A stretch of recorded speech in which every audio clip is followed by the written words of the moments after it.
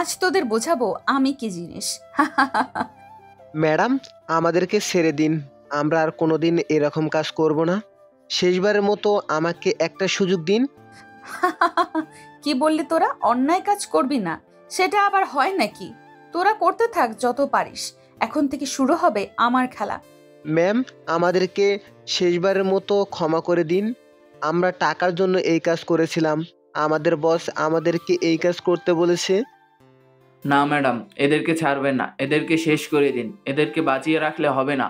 তুমি ঠিক বলেছো রাফি, এদেরকে শেষ করে দিতে হবে। এদেরকে বাঁচিয়ে রাখলে এরা সমাজের জন্য বোঝা হয়ে দাঁড়াবে। ওয়েট ম্যাডাম, আমি এদেরকে শেষ করার ব্যবস্থা করছি। বলেই রাফি দৌড়ে গিয়ে একটা চাকু নিয়ে আসে এবং সেটা হাতে নিয়ে নীলা তার সমস্ত শক্তি দিয়ে সেই লোক দুটোকে মারতে শুরু করে। লোক দুটো রক্তাক্ত হয়ে যায়, তাদের রক্তে পুরো রুমটা ভেসে যাচ্ছিল। এটা দেখার পর সে হাসতে শুরু করে। এরপর তার লোকজনের দিকে তাকিয়ে বলে, এই দুইটা জানোয়ারকে আজকে বস্তার ভেতরে বন্দি করে পাঠিয়ে দিবি তাদের বসের কাছে, আর তাদের বসকে বলে দিবি আমি প্রতিশোধ নেওয়ার জন্য রেডি হয়ে আছি। এখন থেকে বুঝতে পারবে আমি কতটা ভয়ঙ্কর। বলেই নীলা সেখান থেকে বেরিয়ে নিজের বাসায় চলে আসে। বাসায় আসার পর নিজের বোনের ছবিটা হাতে নিয়ে কান্না করতে শুরু করে, কারণ তার একমাত্র বোনকে মেরে ফেলেছে এই জানোয়াররা। এরপর তো আস্তে আস্তে রেডি হয়ে ভার্সিটির উদ্দেশ্যে রওনা দেয়। ভার্সিটির গেট দিয়ে যখনই ঢুকছিল তখন হঠাৎ করেই অভি তার সামনে এসে বলে, জান, তুমি এসে গেছো। আমি তোমার জন্য এতক্ষণ ধরে অপেক্ষা করছিলাম। এত লেট করে কেন আসলে? এই কথা শোনার পরে নীলা সামনের দিকে তাকায়, কারণ সামনে অভি দাঁড়িয়ে আছে। এমনিতেই মেজাজ গরম ছিল। সে ঠাস করে অভির গালে একটা থাপ্পড় দিয়ে বলে, তোকে আমি কতবার বলেছি তুই আমার সামনে দাঁড়াবি না? এরপরও তুই কেন বারবার আমাকে এসে প্রপোজ করিস? তুই কি জানিস না আমি তোর থেকে সিনিয়র? এর থেকে বড় কথা হচ্ছে আমি তোকে ভালোবাসি না। কেন বারবার আমার সামনে এসে এরকম কথা বলিস? আর একদিন যদি এরকম করিস তাহলে কিন্তু খুন করে ফেলবো। তুমি আমাকে যতই মারো না কেন, আমি তোমার কাছে বারবার আসব। তুমি যতদিন না পর্যন্ত আমাকে প্রাণে মেরে ফেলবে ততদিন পর্যন্ত আমি তোমার সামনে আসব। কারণ তোমাকে আমি ভালোবেসে ফেলেছি এবং তোমাকে নিয়েই আমার স্বপ্নের সংসার সাজিয়ে ফেলেছি। নীলার মাথা গরম হয়ে যায়, কিন্তু এরপরেও অভির সামনে আস্তে আস্তে বলে, অভি দেখ, আমি তোর থেকে বয়সে বড়, আমি তোর সিনিয়র, আর আমি এখন এইসবের মুডে নেই। আমি ভালোবাসা প্রেম এসবে বিশ্বাস করি না, তাই আমার সামনে তুই এসব কথা আর কোনো দিন বলবি না। যদি আরেক দিন এসব বলিস তাহলে কিন্তু চিরদিনের জন্য এই পৃথিবী ছেড়ে চলে যেতে হবে। তাহলে আমার কথাও শুনে রাখো, যতদিন না পর্যন্ত তুমি আমাকে ভালোবাসার কথা বলবে ততদিন পর্যন্ত আমি তোমার পিছু ছাড়বো না। এভাবে সারা জীবন তোমার সামনে এসে ভালোবাসার কথা বলবো, দেখবো তুমি কতদিন আমাকে ফিরিয়ে দাও। নীলা সেখানে আর দাঁড়ায় না, তাড়াতাড়ি নিজের ক্লাসে চলে আসে। এই ছেলেটা প্রতিদিন তাকে প্রপোজ করে, কিন্তু সে কিছুই করতে পারে না। ছেলেটাকে কোনো সে মারতে পারে না, সে নিজেও জানে না। অভি তার থেকে 1 বছরের ছোট, কিন্তু ভার্সিটিতে ভর্তি হওয়ার পর থেকে ছেলেটা তার পেছনে পড়ে আছে। সব সময় তাকে এসে ভালোবাসার কথা বলে, কিন্তু নীলা বারবার তাকে ফিরিয়ে দিয়েছে। এই কাজটা যদি নীলার সামনে অন্য কোনো ছেলে করতো, এতদিনে নীলা তাকে উপরে পাঠিয়ে দিত। কিন্তু কেন জানি অভিকে সে মারতে পারে না। ক্লাসে এসে ব্যাগটা বেঞ্চের উপরে ঠাস করে ফেলে বসে পড়ল নীলা। এটা দেখার পর তার বান্ধবী ইমা বলে ওঠে, কি রে নীলা, কি হয়েছে? এত রাগারাগি হয়ে ক্লাসে ঢুকলি, কি হয়েছে? কোনো সমস্যা? আমাকে বল। সমস্যা কি সেটা কি তুই বুঝতে পারছিস না? ওই অভির কথা বলছি। এমনিতেই ইমরানের 2টা লোককে মেরে ভেতরে এসেছি, এর মধ্যে এসেছে আমার সামনে প্রপোজ করতে। বল মাথাটা কিরকম গরম হয়? আচ্ছা, বুঝতে পারলাম। এখন মাথা ঠান্ডা কর, একটু পর প্রফেসর চলে আসবে। ওর কথায় কিছু মনে করিস না, ছেলেটা এরকমই। তুই তোর আঙ্কেল আন্টিকে কিছু বলতে পারছিস না? ছেলেটা এরকম আমার পেছনে ঘোরে কেন? আমার কোন দিন মাথা রাগ উঠে যাবে, এরপর খুন করে ফেলবো। তুই কি ভাবছিস আমি ওনাদেরকে বলিনি? ওনারা ওকে থামাতে পারছে না, শুধু একটাই কথা বলে, তোকে চাই। এখন আমি কি করব বল? আচ্ছা ঠিক আছে, ওর কথা চিন্তা করে এখন সময় নষ্ট করে লাভ নেই। এখন ক্লাস শুরু হবে। এরপর দুজন ক্লাসে মনোযোগ দিল। ওদিকে অভি চিন্তা করে মরছে কিভাবে সে নীলাকে পটাবে। নীলাকে সে অনেক ভালোবাসে, কিন্তু নীলা তার ভালোবাসার কথা বুঝতেই চায় না। অন্যদিকে নীলার লোকজন নীলা যে দুইজনকে মেরেছিল সেই দুজনকে একটা বস্তার ভিতরে বন্দি করে। এরপর নীলার লেখা একটা কাগজ বস্তার ভিতরে ঢুকিয়ে সেটা পাঠিয়ে দিল ইমরানের কাছে। ইমরান তখন নিজের আস্তানায় বসেছিল। হঠাৎ করে তার আস্তানার সামনে কেউ একটা বস্তা রেখে যায়। বস্তা খুলে যখন তার সবচেয়ে বিশ্বস্ত দুই লোকের লাশ দেখতে পায় তখন সে চিৎকার করে ওঠে। বস্তার ভিতরে একটা কাগজও দেখে সেই কাগজটা হাতে নিয়ে পড়তে শুরু করে। সেখানে নীলা লিখেছে, কি ভেবেছিস সিমরান, তোকে এমনি এমনি ছেড়ে দেব? এটার চিন্তাও করিস না, কারণ তোকে এমনভাবে মারবো যে পুরো পৃথিবী তোর দিকে তাকিয়ে থাকবে। আমার বোনকে খুন করার শাস্তি তোকে পেতেই হবে। ঘড়ি না থাকলে কিনে নে, সময় ফুরিয়ে আসছে, কখন তোর মৃত্যু এসে যায় কে জানে। ইমরান কাগজটা পড়ে কিছুটা ভয় পেয়ে যায়। এরপর সে রাগে কাগজটা ছিঁড়ে ফেলে এবং তার পাশে থাকা রাকিবকে বলে, রাকিব, ওই মেয়েটাকে মারতে হবে।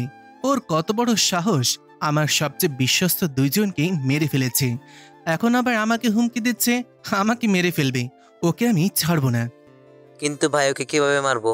ও এমন ভাবে চলাফেরা করো, সামনে গিয়ে কেউ দাঁড়াতেও পারে না। আমরা তো ওকে 2-3 বার মারার চেষ্টা করলাম, কিন্তু পারলাম কই?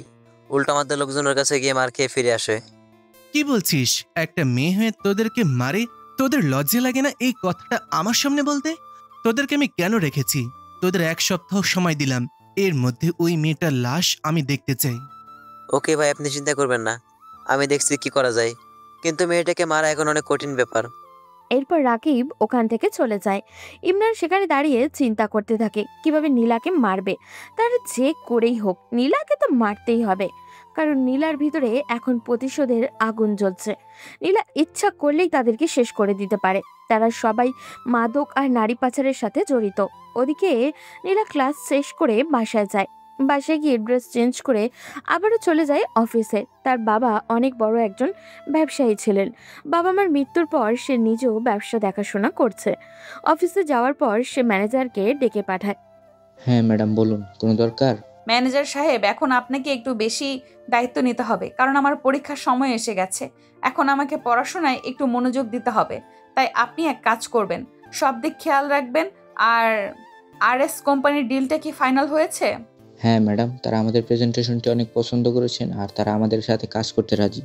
আমাদের কোম্পানির জন্য এটি বড় একটি প্রাপ্তি। ও, তাহলে তো সেটা ভালোই। তাড়াতাড়ি আপনি একটা মিটিংয়ের ব্যবস্থা করুন। আপনি যত কর্মচারী আছে সবাইকে নিয়ে মিটিং রুমে বসুন, আমি আসতেছি। ওকে ম্যাম, আপনি আসুন, আমি ব্যবস্থা করছি। এরপর ম্যানেজার বাইরে যায় এবং অফিসের যত কর্মচারী আছে সবাইকে নিয়ে মিটিং রুমে বসে। একটু পর নীলাও সেখানে যায়। নীলা তখন সবার দিকে তাকিয়ে বলে, আপনারা সবাই জানেন RS কোম্পানির মতো স্বনামধন্য কোম্পানির সাথে আমাদের ডিল ফাইনাল হয়েছে। এখন আমাদেরকে আরও ভালোভাবে কাজ করতে হবে। কিন্তু অত্যন্ত দুঃখের সাথে জানাচ্ছি যে আমি এই কয়েকদিন অফিসে ঠিকমতো আসতে পারবো না। তাই অফিসটা আপনাদের সবাইকে সামলাতে হবে। আমরা একটা পরিবার, আর আমাদের সবাইকে নিজ নিজ দায়িত্ব পালন করতে হবে। ম্যাম, আমরা তো RS কোম্পানির সাথে ডিল ফাইনাল করেছি, কিন্তু আমাদের প্রতিপক্ষ মির্জা গ্রুপ অফ ইন্ডাস্ট্রি আমাদের ক্ষতি করতে চাইছে। আমাদের প্রোডাক্ট তৈরির কাঁচামাল যেই কোম্পানির কাছ থেকে কিনে নিয়ে আসি তাদেরকে না করে দিয়েছে, যাতে আমাদের কোনো প্রকার কাঁচামাল যেন সাপ্লাই না দেওয়া হয়। এই কথা শোনার পর নীলা ম্যানেজার সাহেবদের দিকে তাকায়, কারণ ম্যানেজার সাহেব তাকে এই কথাটা বলেনি। নীলা ম্যানেজার সাহেবের দিকে তাকিয়ে বলে, ম্যানেজার সাহেব, আপনি আমাকে বলেননি কেন যে মির্জা গ্রুপ আমাদের ক্ষতি করার চেষ্টা করছে? সরি ম্যাম, আমি ভেবেছিলাম এই সমস্যাটা আমি সমাধান করে ফেলবো, সেই জন্য আপনাকে কথাটি বলিনি। তারা যদি ঝামেলা বেশি করে তাহলে আমাদেরকে একটু ব্যবস্থা নিতে হবে। ওদের একটাই সুবিধা, সেটা হচ্ছে আমরা যে কোম্পানির কাছ থেকে কাঁচামাল আনি সেই কোম্পানির সাথে মির্জা গ্রুপের অনেক দিন থেকেই কাজ করছে। আর মির্জা গ্রুপের মালিকের কোন দূর সম্পর্কের আত্মীয়র কোম্পানি ওটা। আমি এখন নতুন করে কারোর সাথে ঝামেলা করতে চাই না। এমনিতেই আমার জীবনে অনেক ঝামেলা ঘুরপাক খাচ্ছে। এখন আমাদের হাতে একটাই উপায় আছে, আর সেটা হচ্ছে আমাদের যেই কাঁচামাল প্রয়োজন সেটা সরাসরি আমরা নিয়ে আসব। দরকার হয় বাইরে থেকে ইম্পোর্ট করব। আপনি আমাদের আরেকটা ডিপার্টমেন্ট ওপেন করবেন যেখানে আমাদের আমদানি করা কাঁচামাল সেল করা হবে। কিন্তু ম্যাম, এত তাড়াতাড়ি এত মালামাল আর নতুন একটা বিজনেস আমরা কিভাবে চালু করব? এতে তো অনেক টাকা পয়সার প্রয়োজন। টাকা পয়সা নিয়ে আপনাকে চিন্তা করতে হবে না ম্যানেজার সাহেব। আমি আমার ব্যবসা বড় করার চিন্তা করছিলাম অনেক দিন ধরে, আর এটাই সঠিক সময়। আমরা যদি নিজের মালামাল নিজেরা কিনে আনি তাহলে আমাদের খরচ অনেক কমে যাবে, সাথে স্বল্প সময়ে আমরা পণ্য ডেলিভারি করতে পারবো। হ্যাঁ ম্যাডাম, আমিও ওটাই বলতে চাইছিলাম। ম্যানেজার সাহেবকে আমি ওই কথাটা বলেওছিলাম, কিন্তু ম্যানেজার সাহেব তেমন পাত্তা দেননি। আমরা সবাই যদি মনোযোগ দিয়ে কাজ করি তাহলে আমাদের শুরুর ধাক্কাটা সামলে উঠতে পারবো। আপনি ঠিক কথা বলেছেন মিস্টার আরিফ। আমরা আমাদের কাজ আগামীকাল থেকে শুরু করব। ম্যানেজার সাহেব, আপনি ব্যবস্থা করুন, যেখানে যত প্রয়োজন খরচ করুন, টাকা নিয়ে টেনশন করবেন না। আমি আমাদের যে পুরনো অফিস আছে ওই অফিসটা ক্লিন করাচ্ছি। ওই অফিসটা আপাতত গোডাউন হিসেবে ব্যবহার করব। ওকে ম্যাম, তাহলে এটাই হবে। আচ্ছা ঠিক আছে, তাহলে আপনারা সবাই কাজ করুন। আমি তাহলে এখন চলে যাচ্ছি। ম্যানেজার সাহেব, আপনি সবকিছু দেখে রাখবেন। বলে নীলা সেখান থেকে চলে আসে। ম্যানেজার সাহেব নীলার কথা মতো কাজ শুরু করলেন। নীলা এই কোম্পানিতে জয়েন হওয়ার পর থেকেই কোম্পানির অনেক উন্নতি হয়েছে, সাথে সাথে তাদের শত্রুর সংখ্যাও অনেক বেড়েছে। এরপর নীলা বাসায় ফিরে যায়। বাসায় ফিরে যাওয়ার পর সে নিজের রুমে গিয়ে বসে থাকে। তার কিছুটা ভালো লাগছিল না, মনটা ভীষণ খারাপ। তখন সে ছাদে চলে যায়। ছাদে গিয়ে আকাশের দিকে তাকিয়ে থাকে। কেন আমার জীবনটা এরকম অদ্ভুত? আমি কেন নিজেকে সামলাতে পারছি না? অনেক চেষ্টা করে সবকিছু ভুলে নতুন করে জীবন শুরু করার, কিন্তু কেন পারি না? কেন আমার সব কিছুতেই এত বাধা আসে? আমি কি সারা জীবন অন্ধকারেই থাকবো? এই অন্ধকার আকাশ কি আমাকে কোনো দিন তার থেকে মুক্তি দিবে না? তবে ইমরান, তোকে আমি ছাড়বো না। তুই আমার বেঁচে থাকার একমাত্র অবলম্বন। আমার বোনকে মেরেছিস। এরপর সে কিছুক্ষণ ছাদে দাঁড়িয়ে আবারও নিচে চলে আসে। নিচে এসে ঘুমানোর চেষ্টা করে। ওদিকে ডিনার করে বসেছে চৌধুরী বাড়ির সবাই। ইমার মা মারা গেছেন বহু আগে। এরপর থেকে ইমা তার ছোট আম্মুর কাছে বড় হয়েছে। তার কোনোদিন তাকে নিজের মেয়ের থেকে কম ভালোবাসেনি। ইমা তার বাবা মায়ের একমাত্র মেয়ে। তার বাবা শফিক চৌধুরী এবং তার চাচা রফিক চৌধুরী দুজনেই খুব নামকরা দুইজন ব্যবসায়ী। তার চাচা রফিক চৌধুরীর একমাত্র ছেলে অভি চৌধুরী। তারা সবাই মিলে ডিনার করতে বসেছে। তখন ইমা তার ছোট আম্মুর দিকে তাকিয়ে বলে, ছোট আম্মু, তোমার ছেলেকে বোঝাও। আজকেও সে নীলাকে ডিস্টার্ব করেছে ভার্সিটিতে গিয়েও পড়াশোনা করে না, শুধু আমার বান্ধবীর পেছনে পড়ে থাকে। আমার বান্ধবী অনেক বিরক্ত তার ওপর। সে বারবার তোমাদেরকে বলার জন্য বলেছে। এই কথা শোনার পর অভির মা রেগে অভির দিকে তাকান। অভি তখন তার বড় আম্মুর দিকে তাকিয়ে বলে, বড় আব্বু, তুমি বলো, এখন কি আমার প্রেম করার বয়স না? আমি একটা মেয়েকে ভালোবাসি, সেটা বলা কি পাপ? যদি না বলি তাহলে সে বুঝবে কিভাবে আমি তাকে ভালোবাসি? তোমরা একটু বোঝার চেষ্টা করো। শফিক চৌধুরী অনেক ভালোবাসেন অভিকে। তখন তিনি অভির দিকে তাকিয়ে বলেন, হ্যাঁ অভি, তুমি একদম ঠিক কাজ করছো। এই বয়সেই তো প্রেম করবে। তবে একটা কথা মনে রাখবে, যাকে ভালোবাসবে একজনকেই ভালোবাসবে এবং তাকে নিয়েই থাকবে। যদি সত্যিই ভালোবাসো মেয়েটাকে, তাহলে তার পেছনে লেগে থাকবে। ভাইয়া, তুমি ওকে কি বুদ্ধি দিচ্ছ? ও কালকে থেকে আরও ডিস্টার্ব করবে মেয়েটাকে। মেয়েটা বিরক্ত হয়ে বারবার বিচার দিচ্ছে। আমি এখন কি করব? বাবা, তুমি আমার মনের অনুভূতিগুলো একটাবার বোঝার চেষ্টা করো। আমি কতটা ভালোবাসি নীলাকে সেটা তোমরা জানো না। তোমাদের যদি এতই আপত্তি থাকে তাহলে তোমরা নীলার সাথে আমার বিয়ে দিয়ে দাও। এই কথা শোনার পর ইমা অভির দিকে তাকিয়ে বলে, আমার বান্ধবী তো পাগল হয়েছে তোর মতো একটা ছেলেকে বিয়ে করবে। কাল থেকে আমি নীলাকে বলে দেবো তোকে পেটানোর জন্য। দেখবি নীলা তোকে কিভাবে টাইট দেয়। এতদিন তো আমি বাঁচিয়েছিলাম, কিন্তু এখন বুঝবি মজা। তোর ওই বান্ধবী আমাকে কোনোদিন মারতে পারবে না, কারণ আমি জানি সেও আমাকে ভালোবাসে, কিন্তু সে আমাকে বলতে চায় না। একদিন সে আমাকে তার ভালোবাসার কথা ঠিকই বলবে, দেখে নিস। ওই স্বপ্ন নিয়েই বসে থাক। ও কোনোদিন তোকে ভালোবাসবে না। আমি আমার বান্ধবীকে খুব ভালো করেই চিনি। তাহলে তুইও শুনে রাখ, যদি তোর ওই বান্ধবীকে আমি বিয়ে করতে না পারি তাহলে আমার নাম অভিনা। যদি তোর বান্ধবীকে না পাই তাহলে আমি আত্মহত্যা করব। আইসে আমার মজনু, প্রেম করে মরার প্ল্যান করছে, যত সব। তারপর তারা একরকম দুষ্টু মিষ্টি ঝগড়া করে খাওয়া দাওয়া শেষ করে।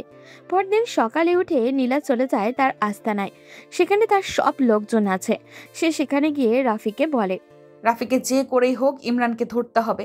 ও যতদিন বেঁচে থাকবে ততদিন আমি শান্তিতে ঘুমাতে পারবো না। ম্যাম, আমরা তো বারবার গিয়েছি ইমরানের আস্তানায়। সে আপনার ভয়ে গর্তে লুকিয়ে আছে। তাকে সেই গর্ত থেকে বের করে আনতে হবে। সেটাই। আমার যত লোকজন আছে সবাইকে ছাড়িয়ে দাও। ইমরানের উপর নজর রাখতে হবে এবং সুযোগ আসা মাত্রই ওকে শেষ করে দিতে হবে। ওকে ম্যাডাম, আপনি কোনো চিন্তা করবেন না, আমি আমার লোকজন লাগিয়ে দিচ্ছি। ইমরান আমাদের হাত থেকে পালাতে পারবে না। এরপর নীলা ভার্সিটিতে আসার জন্য বের হয়। ওদিকে ইমরান দুজন লোককে আজ ঠিক করে রেখেছে। নীলা যখনই ভার্সিটিতে যাবে তখন তাকে মেরে ফেলার জন্য। নীলা গাড়িতে করে ভার্সিটিতেই আসছিল, তখন অভিকে ভার্সিটির গেটের বাইরে রাস্তায় দাঁড়িয়ে থাকতে দেখে। সে নিজের গাড়িটার দরজা লক করে যখন পিছনে ঘুরছিল তখন হঠাৎ করেই পেছন থেকে কেউ একজন তাকে মারতে যায়। সে জায়গায় বসে পড়ে, কারণ গাড়ির আয়নায় সে দেখে ফেলেছিল তার পেছনে এর দিকে কেউ দৌড়ে আসছিল। সে পেছনে তাকিয়ে দেখে দুইটা ছেলে তাকে মারার জন্য আসছে। ওদিকে অভি নীলার পিছু নেওয়ার জন্য গেটের ভিতরে ঢুকতেই দেখে নীলাকে দুইটা ছেলে মারতে আসছে। এটা দেখার পর তার মাথা ঠিক থাকে না, সেজন্য একটা লাঠি নিয়ে দৌড়ে আসে ছেলেগুলোকে মারার জন্য। ওদিকে ছেলেগুলো নীলাকে গাড়ির সাথে চেপে ধরতেই নীলা বাম হাত দিয়ে নিজের ব্যাগ থেকে বন্দুকটা বের করে। সেই ছেলেগুলোর দিকে তাক করে বলে, 2 মিনিট সময় দিলাম, এখান থেকে পালিয়ে যা। আমি জানি তোদেরকে ইমরান পাঠিয়েছে। তোদের বসকে গিয়ে বলবি যদি সাহস থাকে তাহলে সরাসরি আমার সামনে এসে লড়াই করতে। এভাবে বিড়ালের মতো পেছন থেকে লড়াই করা আমার একদম পছন্দ নয়। লোকগুলো তখন কি করবে বুঝে উঠতে পারছিল না। তারা সুযোগ খুঁজছিল নিজেদের বন্দুক বের করার। এমন সময় হঠাৎই তাদের পিছন থেকে কেউ একজন লাঠি দিয়ে মারতে শুরু করে। নীলা অবাক হয়ে তাকিয়ে আছে, কারণ অভি তাদের লাঠি দিয়ে মারতে শুরু করেছে। লোকগুলো এমন এলোপাথারির লাঠির আঘাত সহ্য করতে না পেরে মাটিতে শুয়ে পড়ল। নীলা তখন এগিয়ে এসে অভিকে টান দিয়ে সরাতে যাবে, কিন্তু অভি নীলাকে ধাক্কা দিয়ে সরিয়ে বলে, ওদের দুইটাকে আজকে আমি মেরে ফেলবো। ওদের কত বড় সাহস আমার ভালোবাসার দিকে হাত বাড়িয়েছে। ওদেরকে যতক্ষণ পর্যন্ত না শেষ করছি ততক্ষণ আমার শান্তি নেই। তুমি সরে যাও, আমি ওদেরকে শেষ করে দিব। বলেই ছেলেগুলোকে মারতে শুরু করে। নীলা আবারও এসে অভিকে ধাক্কা দিয়ে সরাতেই ছেলেগুলো সুযোগ বুঝে সেখান থেকে পালিয়ে যায়। এটা দেখার পর নীলা অভির সামনে দাঁড়িয়ে বলে, অভি, তুই এটা কি করলি? এদের মেরেছিস, এখন এরা তোরও শত্রু হয়ে যাবে। রাস্তাঘাটে যদি কোনো অঘটন ঘটিয়ে ফেলে? তোকে কে বলেছিল এত হিরোগিরি দেখাতে? আমাকে মেরে ফেললেও আমার কোনো দুঃখ নেই, কিন্তু আমার ভালোবাসার মানুষকে মারবে এত বড় সাহস ওদের কি করে হলো? ওদেরকে আমি শেষ করে দিব। এই কথা শোনার পর নীলা অবাক দৃষ্টিতে তাকিয়ে আছে অভির দিকে। এই উন্মাদ ছেলেটা কি সত্যিই তাকে ভালোবাসে? ধবধবে ফর্সা চেহারায় লাল বর্ণ ধারণ করেছে রাগে, কপাল বেয়ে ঘাম গড়িয়ে পড়ছে। অদ্ভুত সুন্দর এই ছেলেটা যে কোনো তরুণীর হৃদয় নাড়িয়ে দিতে সক্ষম, কিন্তু নীলার হৃদয় কি আদেও সে জায়গা নিতে পেরেছে? নীলা কিছু না বলে ক্লাসে চলে যায়। ক্লাসে যাওয়ার পর চুপচাপ বসেছিল, তখন ইমা এসে পাশে বসে বলে, কি ব্যাপার দোস্ত, আজকে এত নিশ্চুপ হয়ে বসে আছিস কেন? না দোস্ত, একটা কথা চিন্তা করছিলাম। কি ভাবছিস? অভি কি সত্যি আমাকে ভালোবাসে নাকি এটা ওর আবেগ? আজকে আমাকে 2টা লোক মারতে এসেছিল, তখন অভি গিয়ে তাদেরকে মারতে শুরু করে। একটা কথা বলি দোস্ত, আমি তোকে বারবার বলতে গিয়েও বলিনি, আসলে অভি তোকে সত্যিই অনেক ভালোবাসে। ছেলেটার তোর প্রতি একটা আকর্ষণ আছে, তোর ছবি নিয়ে সারাদিন পড়ে থাকে। আমার আপন বলে বলছি না, তুই কিন্তু একবার ওর কথা ভেবে দেখলেও দেখতে পারিস। কিন্তু তুই তো জানিস দোস্ত, আমি এইসব প্রেম ভালোবাসায় বিশ্বাস করি না, আর ওর সাথে আমার যায় না। ও আমার থেকে বয়সে ছোট, ওকে আমি কিভাবে বোঝাবো? আমার কথাটা এই পাগলটা বুঝতে চায় না। কিন্তু আমার বাবা আমার জন্য একটা ছেলে দেখে ফেলেছে। আজকে সকালে আমাকে বলেছে কালকে নাকি তারা আমাকে দেখতে আসবে। তুই কালকে প্লিজ আমার বাসায় আয়। কি বলিস? কালকে আমাকে অফিসে যেতে হবে? আমি কিভাবে তোর বাসায় যাব? তুই অফিস থেকে ফিরে গেলেও চলবে, কারণ তারা সন্ধ্যায় আসবে। আমি একা তাদের সামনে কিভাবে যাব? তারা চলে গেলে 2 বান্ধবী সারা রাত গল্প করতে পারবো। আচ্ছা ঠিক আছে, দেখি যদি সময় পাই তাহলে যাব। না, এখানে চিন্তা করার কিছুই নেই, তোকে আসতেই হবে। আমি তোর জন্য অপেক্ষা করব। আমি সবাইকে বলে দিয়েছি তুই যাবি। আচ্ছা ঠিক আছে বাবা, যাব। এখন তো ক্লাস কর। শফিক চৌধুরী নিজের মেয়ের জন্য তার একজন ব্যবসায়িক বন্ধুর ছেলেকে ঠিক করেছেন। ছেলেটা বর্তমানে তার বাবার সাথে ব্যবসা দেখাশোনা করছে, কিন্তু এই ব্যাপারে অভি কিছুই জানে না, কারণ সে সকালে উঠেই ভার্সিটিতে চলে আসে। ভার্সিটি শেষ করে অভি যখন বাসায় যায় তখন দেখতে পায় বাসার সবাই অনেক ব্যস্ত। কেউ রান্না বান্নার কথা বলছে, আবার কেউ একজন বাড়ি পরিষ্কারে ব্যস্ত।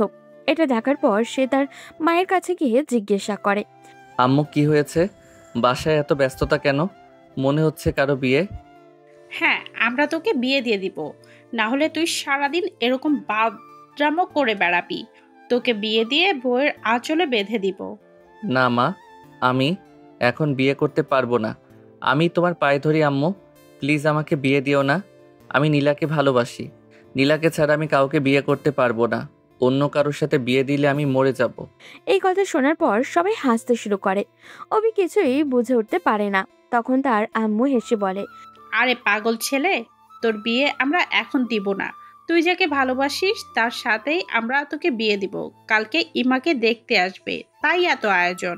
এই কথা শোনার পর অভির আনন্দ দেখে অবশেষে একটা ঝামেলা বাড়ি থেকে চলে যাবে এই ভাবতেই তার অনেক বেশি খুশি আনন্দ লাগছিল। ওইদিকে নীলা অফিসে চলে যায়। অফিসে যাওয়ার পর সবকিছু একবার দেখাশোনা করে চলে আসে। পরদিন যথারীতি অফিসেও যায়, কারণ আজকে তাকে ভার্সিটি যেতে হবে না। ভার্সিটিতে তারা দুই বান্ধবী একসাথে যায়। একজন মিস দিলে অন্যজন ভার্সিটিতে যাওয়া বন্ধ করে দেয়। সকাল সকাল অফিসে যাওয়ার পর সবকিছু দেখাশোনা করে বিকেলের দিকে পৌঁছে যায় অভিদের বাসায়। সেখানে যাওয়ার পর তাকে দেখে সবাই বেশ খুশি হয়। সবাই তাকে নিয়ে ব্যস্ত হয়ে পড়ে। সেও এতদিন পর এত লোকজনের দেখা পেয়ে অনেক খুশি, কারণ এতদিন সে একা ছিল, কারোর সাথে ঠিকমতো কথাও বলতে পারতো না। সে অবাক দৃষ্টিতে তাকিয়ে আছে সবার দিকে।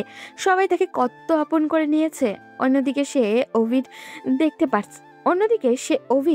দেখতে পাচ্ছে না। ছেলেটা কোথায় গেল?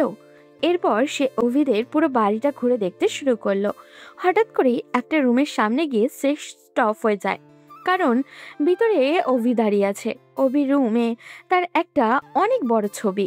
সেই ছবির সামনে দাঁড়িয়ে একটা লাল গোলাপ হাতে নিয়ে বিভিন্নভাবে প্রপোজ করার চেষ্টা করে যাচ্ছে।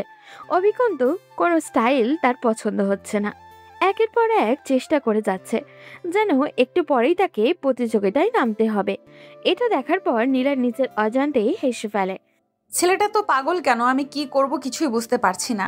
সে কি সত্যিই আমাকে ভালোবাসে নাকি এটা ওর আবেগ? তবে আমার কেন মনে হচ্ছে সে আমাকে ভালোবাসে। আমি কেন তাকে কষ্ট দিতে পারি না? আমার সামনে অন্য কোনো ছেলে যদি এরকম করতো তাহলে এতদিনে আমি তাকে মেরে ফেলতাম। কিন্তু কেন আমি ওকে কিছু করতে পারি না? আমার কি হয় ওকে দেখলে? আমি দাঁড়িয়ে এসব চিন্তা করছিলাম, তখন হঠাৎ করে কেউ একজন আমার সামনে এসে বলে, ও জান, তুমি আমার বাসায় চলে এসেছো, তাড়াতাড়ি ভিতরে আসো, তোমাকে প্রপোজ করব। অনেকক্ষণ ধরে চেষ্টা করছিলাম, এখন তুমি সামনে দাঁড়াও, আমি প্রপোজ করি তোমাকে। নীলাও কিছু না বলে ভিতরে চলে যায়। অভি তার সামনে দাঁড়িয়ে বিভিন্ন স্টাইলে প্রপোজ করছে, কিন্তু নীলা বারবার না করছে। এটা দেখার পর অভি বলে, তুমি এক কাজ করো, তুমি তোমার বন্দুক বের করে আমার মাথায় ধরো। এরপর আমি যখন তোমাকে প্রপোজ করব, তুমি তো রাজি হবে না, তুমি আমাকে মেরে ফেলো। তুই কি পাগল হয়ে গেছিস নাকি? আমি তোকে মারবো কেন? তুমি কি ভাবছো আমি তোমার খোঁজ খবর রাখি না? তুমি কতগুলো মানুষকে মেরে ফেলেছো, সব খবর আমার কাছে আছে। তুমি কোথায় যাও, কি করো, সব খবর আমার কাছে আছে। অন্য কেউ এরকম করলে তো তুমি তাকে মেরে ফেলতে, কিন্তু আমাকে কিছু করো না, তার মানে তুমিও আমাকে ভালোবাসো। অনেক বেশি বড় হয়ে গেছিস তাই না? এমন শিক্ষা দিব যে আর কোনো দিন আমার সামনে দাঁড়াতে পারবি না। তোকে মারি না কারণ তুই আমার বান্ধবীর চাচাতো ভাই, এটা ভেবে। তোকে মারলে আঙ্কেল আন্টি কষ্ট পাবে। আর তুমি যে আমাকে বারবার রিজেক্ট করো, এতে আমার কত কষ্ট হয় সেটা কি তুমি বুঝতে পারো না? আমি যে তোমার প্রেমে পাগল হয়ে গেছি, তুমি কি সেটা বুঝতে পারো না? তোমার প্রতিটা রিজেক্টে আমি নতুন করে মারা যাই, সেটা বোঝো না? অভি অনেক আবেগ নিয়ে কথাগুলো বলছিল। নীলা আর কোনো কথা বলতে পারে না। সে সবকিছু অভির দিকে তাকিয়ে থাকে। সে কিছুক্ষণ অভির দিকে তাকিয়ে থাকে, এরপর বলে, অভি, আমি তোকে কিছু কথা বলতে চাই। আমি জানি না তুই এটা শোনার পর কি মনে করবি, কিন্তু আমার মনে হচ্ছে তোর সব জানা উচিত। এরপর আশা করি তুই বুঝতে পারবি কেন আমি তোকে রিজেক্ট করি বারবার। এই তো আমি এটারই অপেক্ষা করছিলাম, আমি সব কিছু জানতে চাই। আমি তখন অভির সাথে গিয়ে তার বিছানায় বসলাম। এরপর অভির দিকে তাকিয়ে বললাম, অভি, ইমার সাথে আমার বন্ধুত্ব হয়েছে কলেজে ওঠার পর থেকে। তখন আমার সব কিছু ঠিকঠাক চলছিল। আমার বাবা মা হঠাৎ করে মারা যান। এরপর আমার জীবনে শুরু হয় এক নতুন অধ্যায়, নতুন বিপর্যয়। আমি কি করব কিছুই বুঝতে পারছিলাম না। আমার একমাত্র ছোট বোন তমা তখন ক্লাস 9-এ পড়তো। বাবা মার মৃত্যুর কষ্ট সে সহ্য করতে পারছিল না। আমি তাকে অনেক কষ্ট করে বোঝালাম। এরপর আমি নিজেই বাবার ব্যবসা দেখাশোনা করতে শুরু করলাম। আমি সারা দিন কলেজে ব্যস্ত থাকতাম। এরপর ম্যানেজার সাহেবের সহযোগিতায় ব্যবসা দেখাশোনা করতাম। সব কিছু মিলিয়ে অনেক ব্যস্ত থাকতাম সব সময়। কিন্তু আমার বোনকে আমি সেই বুঝতে দিইনি। তাকে আমি বাবা মার কষ্ট ভুলিয়ে রাখার চেষ্টা করেছিলাম। কিন্তু আমার বোন যে আমার কাছ থেকে একটা কথা লুকাচ্ছিল সেটা আমি জানতে পারিনি। আমার বোন যখন স্কুলে যেত তখন 2টা ছেলে তাকে সবসময় ডিস্টার্ব করতো, কিন্তু সে আমার কাছে সেটা বলতো না। একদিন আমি ক্লাস শেষে বাসায় গিয়ে দেখতে পাই সে মন খারাপ করে বসে আছে। আমার বোনের মন খারাপ দেখে আমার অনেক বেশি কষ্ট হয়, কারণ আমি আমার ছোট বোনকে যথাসম্ভব খুশি রাখার চেষ্টা করতাম।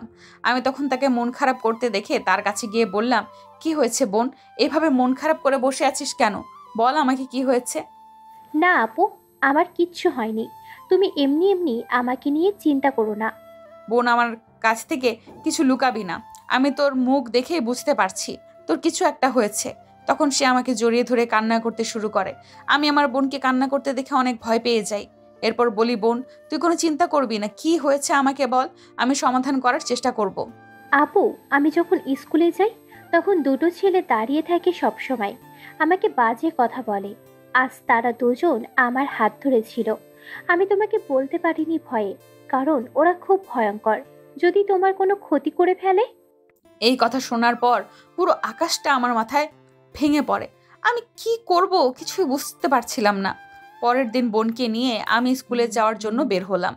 রাস্তায় যাওয়ার পর দেখতে পাই 2টা বখাটে ছেলে দাঁড়িয়ে আছে। আমি তখন তাদের কাছে গিয়ে বলি, তোমরা কেন আমার বোনকে ডিস্টার্ব করছো? ও বাচ্চা একটা মেয়ে, তোমরা নাকি প্রতিদিন তাকে ডিস্টার্ব করো। তোকে দেখে মনে হচ্ছে তুই এই মেয়েটার যে আরো বেশি হট। এখন থেকে তাহলে তোর বোনকে না ধরে তোকে ধরবো। আরে দোস্ত, কি বলিস?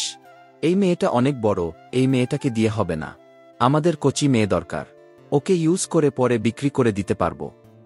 এই কথাটা শোনার পর আমার মাথায় রাগ উঠে যায়। আমি তখন তাদের দুজনকে ধরে মারতে শুরু করি, কিন্তু 2জন পুরুষ মানুষের সাথে পেরে ওঠা আমার পক্ষে সম্ভব ছিল না।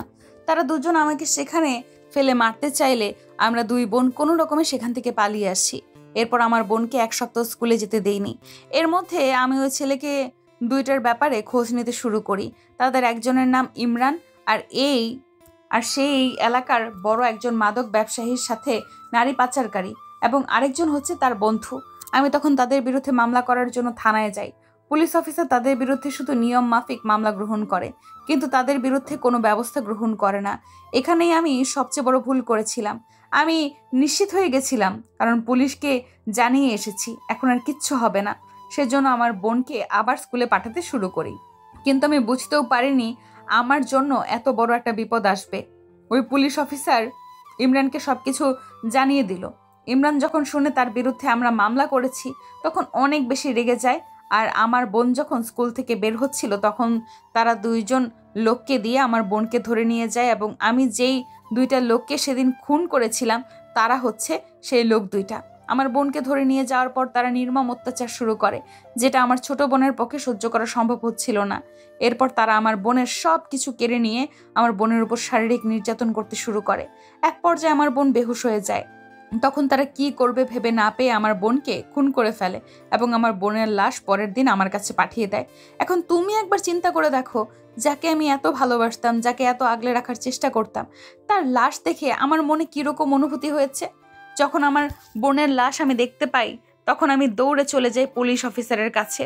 সেখানে গিয়ে পুলিশ অফিসারকে বলি, অফিসার, আমার বোনকে ওরা তুলে নিয়ে গিয়ে মেরে ফেলেছে, ওরা আমার বোনকে শেষ করে ফেলেছে অফিসার। পুলিশ অফিসার আমার দিকে এমন করে তাকায় যেন আমি উল্টো অন্যায় করে ফেলেছি। তখন পুলিশ অফিসার আমার দিকে তাকিয়ে বলে, আপনি কি নিজের চোখে দেখেছেন আপনার বোনকে ইমরান সাহেব নিয়ে মেরে ফেলেছেন? এই কথা শোনার পর আমি পুলিশ অফিসারের দিকে কিছুক্ষণ তাকিয়ে থাকি। কি বলবো কিছুই বুঝতে পারছিলাম না। ততক্ষণে আমার সব বোঝা শেষ, কিন্তু সেই বুঝতে পারাটা যে বড্ড দেরি হয়ে গিয়েছিল। আমি তখন সেই অফিসারকে বললাম, অফিসার, এটা আপনি কি বলছেন? আমি ইমরানের বিরুদ্ধে আপনার কাছে মামলা করলাম। ইমরান আমার বোনকে অনেক দিন ধরে ডিস্টার্ব করছিল, আর আপনার কাছে মামলা করার পর আমার বোনের লাশ পাওয়া গেছে। এতে তাতে সন্দেহ করা কি আমার অপরাধ হয়েছে? আইন আপনার মুখের কথায় চলবে না, এখানে প্রমাণ দেখাতে হবে। আপনি প্রমাণ নিয়ে আসুন যে ইমরান সাহেব আপনার বোনকে নিয়ে মেরে ফেলেছেন। এটা যদি প্রমাণ করতে পারেন তাহলে অবশ্যই ইমরান সাহেবের বিরুদ্ধে ব্যবস্থা নেওয়া হবে, কিন্তু যদি প্রমাণ না করতে পারেন তাহলে একজন ভালো মানুষের উপর আপনি এরকম অভিযোগ তুলতে পারেন না। আমি তখন বুঝতে পারলাম পুলিশ অফিসার কিছুই করবে না। আমি থানা থেকে বেরিয়ে কান্না করতে শুরু করি। এরপর থেকে আমার জীবন পাল্টে যায়। আমার বোনের খুনিদের আমি নিজের হাতে শাস্তি দেওয়ার জন্য প্রতিজ্ঞা করলাম। এক পর্যায়ে ভালো পথ ছেড়ে খারাপ পথে যেতে শুরু করলাম। আমি কিছু লোকজনকে আমার কাজের জন্য নিয়োগ দিলাম, যার মধ্যে একজন হচ্ছে রাফি। সে অনেক বিশ্বস্ততার সাথে শুরু করে আমার সাথে কাজ করছিল। এরপর আস্তে আস্তে ওই পুলিশের অফিসার সহ ইমরানের সাথে যত লোকজন ছিল সবাইকে শাস্তি দিতে শুরু করি, কিন্তু ইমরানকে কিছুতেই ধরতে পারছি না। তবে ইমরান আমার থেকে বেশি দিন দূরে থাকতে পারবে না, ওকে আমি শেষ করবই। তাই তুমি একটু বোঝার চেষ্টা করো অভি, যখন তুমি আমার সাথে কোনো রিলেশনে যাও তাহলে তোমার লাইফ রিস্কে পড়বে। যদি ইমরানকে হত্যা করতে গিয়ে আমি নিজে মারা যাই তাহলে তোমার কি হবে? তুমি অনেক ভালো ছেলে, তোমার বয়স কম, দেখতে সুন্দর, তুমি চাইলে অন্য কোনো ভালো মেয়েকে বিয়ে করতে পারবে। এই কথা বলতে বলতে নীলা কান্না করে দিয়েছে। অভি তখন নীলার দিকে হাঁ হয়ে তাকিয়ে আছে। এই গুন্ডি মেয়েটার ভিতরে এত কষ্ট লুকিয়ে আছে।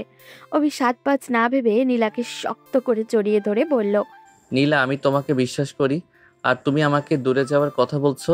আমি তো এই ঘটনা শোনার পর তোমার আরও কাছে চলে এসেছি। তুমি প্লিজ আমাকে একটু সুযোগ দাও। আমি তোমার সাথে মিলে এই অন্যায়কারীদেরকে শাস্তি দিতে চাই। তুমি কি আমাকে সেই সুযোগ দিবে? নীলা এই কথা শোনার পর অভির দিকে তাকালো। ছেলেটা কি বলছে এসব? সে অভির থেকে নিজেকে ছাড়িয়ে নিয়ে বলল, না অভি, তার কোনো প্রয়োজন নেই, আমি নিজেই ওদের শাস্তি দিতে পারবো। কেন তুমি তোমার জীবন নষ্ট করবে? ওরা খুবই ভয়ঙ্কর, তুমি এসব কাজে জড়াবে না। তুমি আমাকে একটু সুযোগ দাও, আমি প্রমাণ করে দিব আমি তোমার জন্য ঠিক কি করতে পারি। তোমার প্রতিশোধ মানে তো আমারও প্রতিশোধ। তোমাকে কষ্ট দিয়েছে মানে তো আমাকেও কষ্ট দিয়েছে। আমি যে তোমাকে সত্যিই ভালোবাসি। তুমি আমাকে ভালোবাসো বা না বাসো। অভি, পাগলামি করো না। তুমি কেন বুঝতে চাইছো না? তোমার পরিবার আছে, তাদের কথা ভাবো। অভি এতক্ষণ লক্ষ্য করলো নীলা তাকে তুমি করে বলেছে। এতদিন নীলা তাকে তুই বলে সম্বোধন করত। অভি সুযোগ পেয়ে নীলার আরো কাছে গিয়ে নীলাকে শক্ত করে জড়িয়ে ধরে বলল, প্লিজ তোমার পাশে থাকার সুযোগ দাও। আমি কথা দিচ্ছি তুমি যেরকমভাবে বলবে সেরকম চলবো। আমি তোমার পাশে থেকে তোমাকে সহযোগিতা করতে চাই। যদি তুমি আমাকে ভালো নাও বাসো আমার কোনো দুঃখ নেই, কিন্তু তোমার পাশে থাকার সুযোগ দাও। আমি তখন অভিকে জড়িয়ে ধরে কান্না করে দিলাম। ছেলেটা যে সত্যিই আমাকে ভালোবাসে সেটা আমি আজ বুঝতে পেরেছি। আমি কিছুক্ষণ সেখানে অভিকে জড়িয়ে ধরে বসে রইলাম। হঠাৎ করে পেছন থেকে কেউ বলে উঠল, কি রে নীলা, তোকে আমি এখানে এনেছি কি অভিকে জড়িয়ে ধরে বসে থাকার জন্য? তাড়াতাড়ি আয়, লোকজন চলে আসবে তো। এই কথা শোনার পর নীলা ইমার দিকে তাকায়। অভিকে সে জড়িয়ে ধরে আছে এটা বুঝতে পেরে সে বেশ লজ্জা পেয়ে যায়। দৌড়ে ইমার হাত ধরে রুম থেকে বের হয়ে যায়। এদিকে অভি নিজের মনের মধ্যে একটা প্রশান্তি অনুভব করে। আস্তে আস্তে সে নীলাকে নিজের ভালোবাসার মায়াজালে আবদ্ধ করতে পেরেছে, এটাই সে বিশ্বাস করে। তখন সে মনে মনে বলে, নীলা, তুমি কোনো চিন্তা করো না। এতদিন এই লড়াইটা তোমার একার ছিল, কিন্তু এখন থেকে এটা আমার নিজেরও লড়াই। আমি ইমরানকে ছাড়বো না। আমার ভালোবাসার মানুষকে যে কষ্ট দিয়েছে তাকে আমি শেষ করে দিব। ওদিকে ইমাকে দেখতে লোকজন চলে এসেছে। নীলা ইমাকে নিয়ে বরপক্ষের সামনে যায়। তার আগে থেকেই ইমাকে দেখছে, তাই সে বেশি সময় অপেক্ষা করতে হয়নি। তারা বিয়ের কথাবার্তা শুরু করে। ওদিকে উপরে দাঁড়িয়ে সবকিছু লক্ষ্য করছিল অভি। নীলাকে আজ অসম্ভব সুন্দর লাগছে। দুই বান্ধবী শাড়ি পরেছে।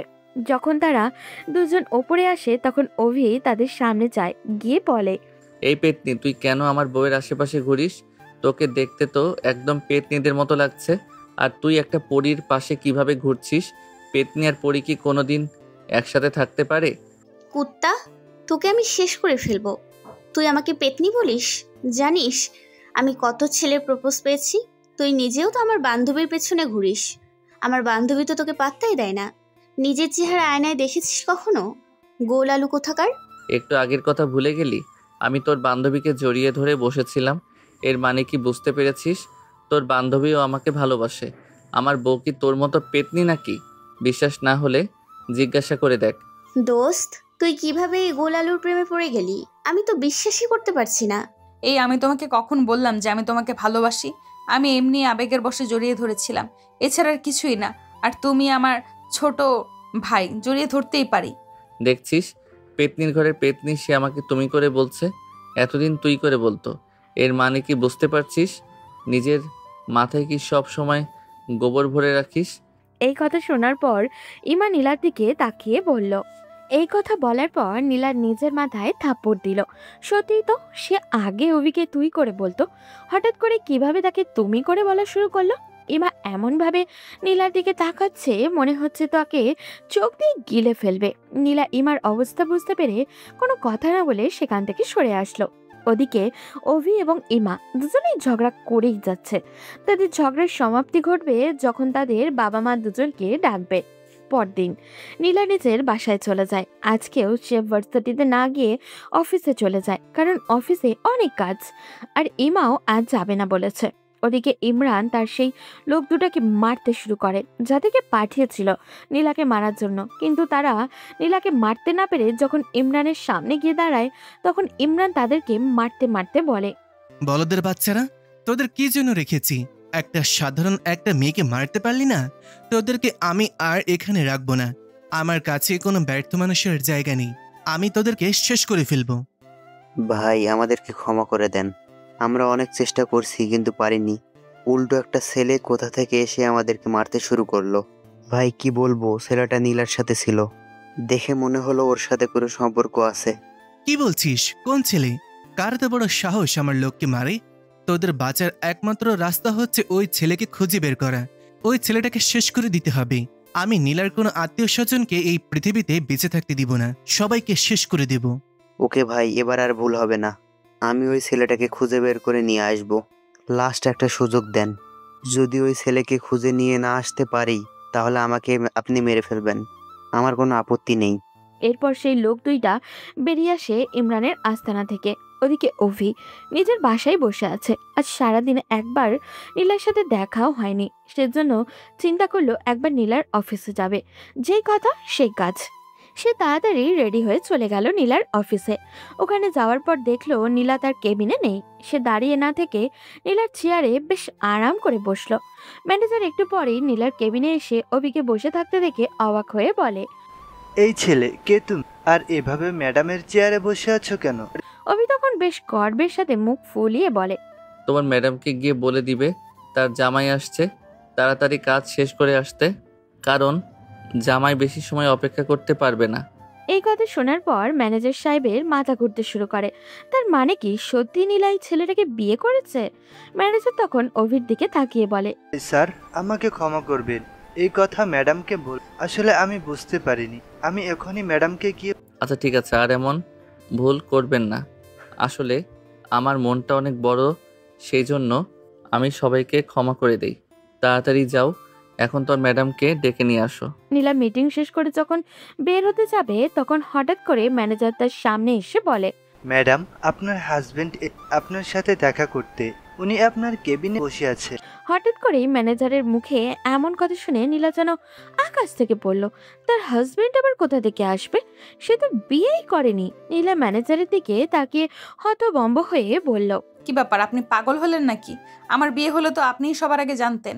আমার এখনো বিয়েই হয়নি, আপনি কোথা থেকে আমার হাজবেন্ড বের করে আনলেন? কি বলছেন ম্যাডাম? একটা ছেলে এসেছে একটু আগে, এসে আপনার কেবিনে আপনার চেয়ারে বসছে, সে নাকি আপনার হাজবেন্ড। আমি তো ভয় পেয়ে গিয়েছিলাম। তাড়াতাড়ি আসুন। এই কথা শোনার পর আমি ম্যানেজার সাহেবের পেছন পেছন যেতে শুরু করলাম। যখন কেবিনে ঢুকলাম তখন দেখলাম অভি বসে বসে আমার ফোন টিপছে। এটা দেখার পর আমার অজান্তেই হাসি চলে আসলো। এই পিচ্চি ছেলেটাকে নিয়ে কি করব? আমি তখন তার সামনে গিয়ে বললাম, কিরে অভি, তুই এখানে কি করিস? তোমার কি লজ্জা করে না? কয়েকদিন পর তোমার আর আমার বিয়ে হতে চলেছে, আর তুমি এখনো আমাকে তুই করে বলছো। বিয়ের পরও আমাকে তুই করে বলবে নাকি? ম্যানেজার সাহেব তাদের দুজনের কথোপকথন শুনতে ব্যস্ত। হঠাৎ করেই অভি তার দিকে তাকিয়ে বলে, আচ্ছা ম্যানেজার সাহেব, আপনার কি সামান্যতম বুদ্ধি বলতে কিছু নেই? এখানে দুইজন স্বামী স্ত্রী প্রাইভেট কথা বলছে, আর আপনি মাঝখানে খাম্বার মতো দাঁড়িয়ে আছেন। একটু তো আমাদেরকে প্রাইভেটভাবে কথা বলতে দিন। সরি স্যার, আমার ভুল হয়ে গেছে, আমি এখনই চলে যাচ্ছি। বলেই ম্যানেজার দৌড়ে বের হয়ে গেলেন। এটা দেখার পর নীলা অবাক হয়ে অভির সামনে চেয়ার টেনে বসে বলল, আচ্ছা ঠিক আছে, তোমাকে না হয় তুমি করেই বললাম, কিন্তু আজকে ভার্সিটিতে গেলে না কেন? আমার বউ আজকে ভার্সিটিতে যায়নি, আমি গিয়ে কি করব? নীলা অভির কথাটায় মিটমিটিয়ে হাসলো। এই পাগল নিয়ে সে কই যাবে? খানিক থেমে সে একটু ধমক দিয়ে বলল, বেশি পাকনামি করবি না, পড়াশোনা বাদ দিয়ে কিসের এত ভালোবাসা? তাড়াতাড়ি যা এখান থেকে, আমার কাজ আছে। আমি এখানে এসেছি তোমার কাজ দেখার জন্য। তুমি কি এত কাজ করে আমি দেখতে চাই। আমি তোমাকে সাহায্য করতে চাই। আসো, আমরা দুজন মিলে কাজ করি। তুমি তোমার চেয়ারে আসো। আমার কাজ করা লাগবে না, এখন তাড়াতাড়ি বাসায় যাও। তোমার আব্বু আম্মু হয়তো তোমার জন্য অপেক্ষা করছেন। আমি কাজ শেষ করে তোমার সাথে দেখা শুরু করব। এখন যাও।